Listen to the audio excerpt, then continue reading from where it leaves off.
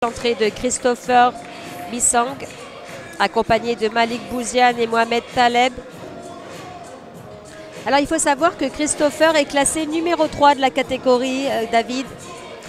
Le numéro 1 étant Hugo Gros, qui vient tout juste de revenir des Europes de moins de 22, où il s'est incliné en quart de finale.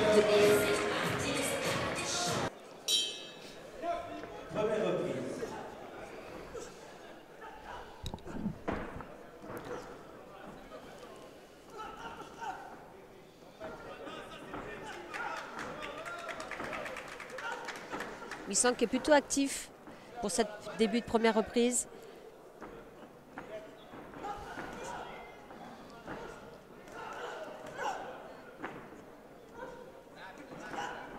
Attention à bien monter ce point avant pour Christopher. Français qui pose un début de round assez rapide. Attention, ouais, comme tu l'as dit, le bras avant qui descend. Faire attention à la remise de l'Italien.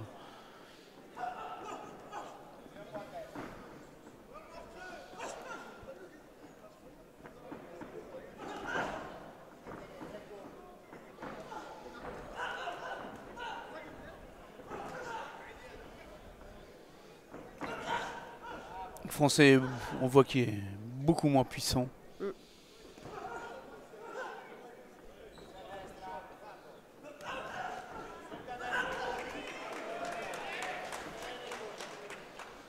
Christopher qui a été champion de France chez les cadets en boxe éducative, qui a été champion d'Île-de-France en 2019 chez les moins de 69 kg.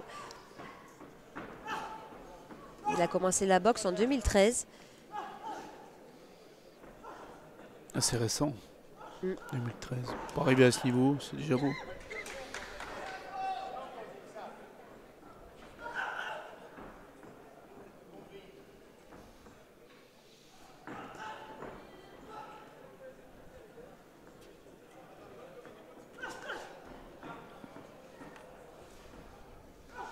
Un peu loin le Français, il sa distance. Ah, attention. Main ouverte. Il me semble que la semaine dernière, l'Italien, c'était pareil. Il avait eu des remontrances sur cette main ouverte.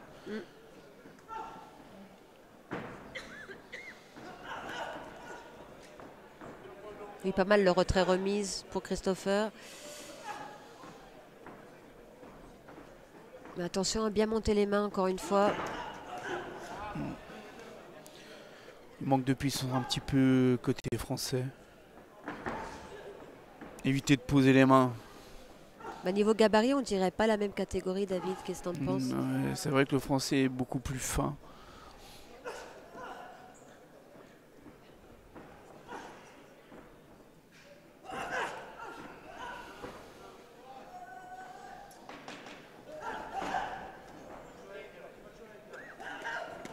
Ouais, il se fait contrer.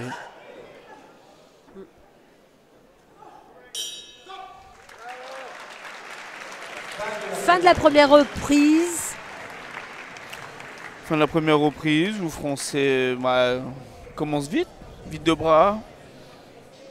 Et l'Italien qui est plus puissant, une boxe un peu plus posée. Plus d'expérience, je pense aussi, côté italien. On dirait qu'il essaie de comprendre la boxe du Français. Il faut dire que le Français, il va vite de bras, il est tout le temps en mouvement. Donc c'est pour ça aussi qu'il a du mal un petit peu à chercher de la puissance, parce qu'il est tout le temps en mouvement. Donc l'Italien qui est peut-être un petit peu perturbé avec ce style de boxe qui est tout le temps en mouvement. Deuxième reprise. Allez, début de cette deuxième reprise pour ce premier combat de seconde partie chez les moins de 67 kg. Belle droite du Français. Christopher qui change de garde là, il est en droitier, il a fait la première reprise en gaucher. Hein. Je voulais le dire tout à l'heure, mais je me suis dit, mais les gauchers là... Les droitiers, ouais. Ouais. Donc là, il s'est remis en droitier. Voilà, belle droite. Voilà, c'est ça. Il a reçu des bonnes consignes, Christopher, pendant la minute de repos. Je pense qu'on lui a dit de poser un peu plus sa boxe, d'essayer de donner des coups, d'en donner moins, mais plus puissants, pour pouvoir arrêter l'Italien.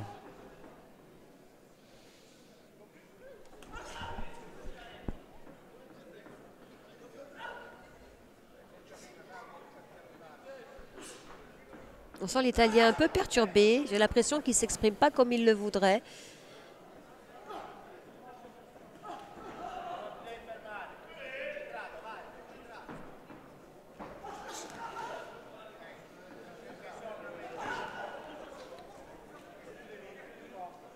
Bah, le Français avait débuté avec un débit de coup assez impressionnant.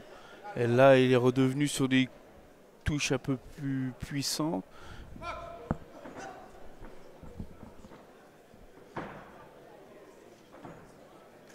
Ouais, Oui, bon bras super. avant de Christopher. Bras arrière, pardon. Ouais.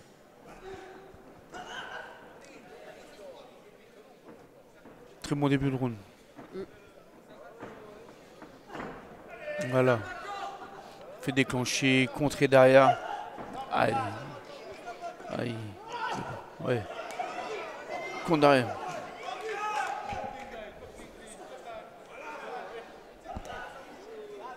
Christopher qui s'entraîne au BC Ruel, qui est le club de Hassan Hamzil. Je ne sais pas si tu te souviens de lui. Il était dans la team solide à Rio, chez les moins de 64 kilos, pardon. D'accord. Il avait perdu en 8e de finale.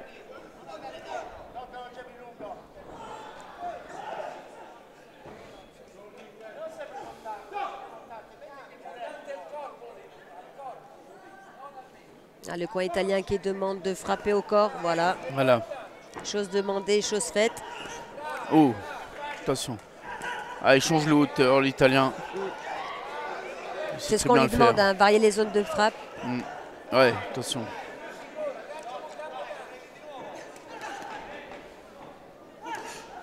Et retrait derrière, le Français il fait une belle esquive du bus, mais sans contre-attaque derrière.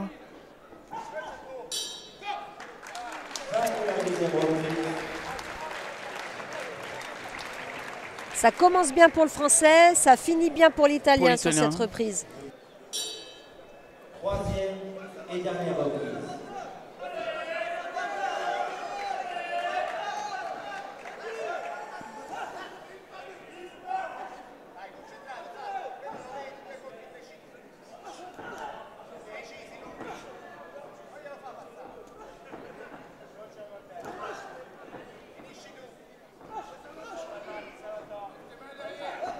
Christopher qui s'est remis en gaucher sur cette dernière reprise.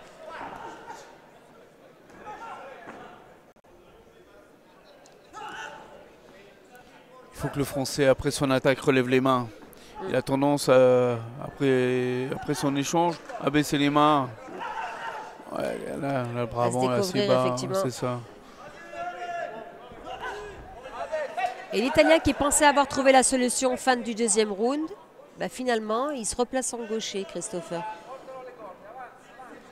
Est-ce que c'est une tactique? Est-ce que ça perturbe ça, David? L'Italien, ça a l'air de fonctionner parce que ça le perturbe pas mal.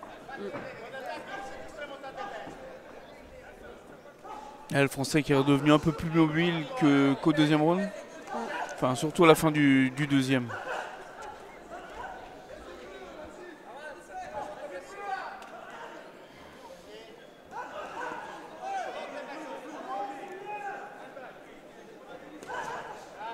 L'Italien va commencer à varier les hauteurs. Voilà. Ouais. C'est ce qu'on lui demande depuis le deuxième round, son coin. Et ça marche en plus. Là, il fait descendre la garde et il remonte tout dessus après. Le Français comme, a tendance à descendre les mains.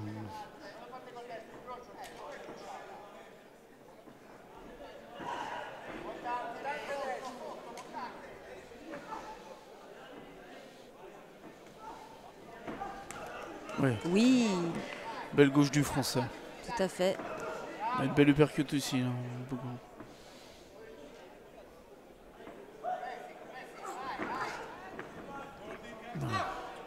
c'est italien.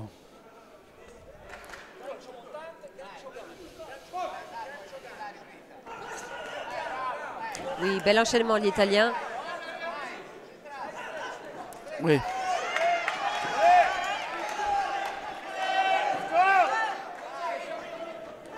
Ouais, super. Oui, ça. beau bras arrière, Christopher. Attention derrière, il faut pas baisser les mains. Allez, il reste 10 secondes dans cette dernière reprise. 10 secondes pour marquer les esprits des juges. Tout de suite. Ouais. Et bien, Fin du combat, de ce premier combat de reprise.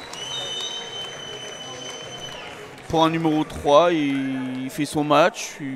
C'est ce que j'allais dire, David, il s'en sort plutôt bien, Pas Christopher. ridicule du tout. Du tout. Au contraire, il a su perturber Salvatore, alors que Salvatore avait très bien boxé face à Enzo Marguerite la semaine dernière. Décision partagée. Pour le français, je dirais, oui. Des coups peut-être plus nets pour l'italien, à voir. Premier round, on va dire italien. Deuxième, partagé. Alors après, c'est le jugement.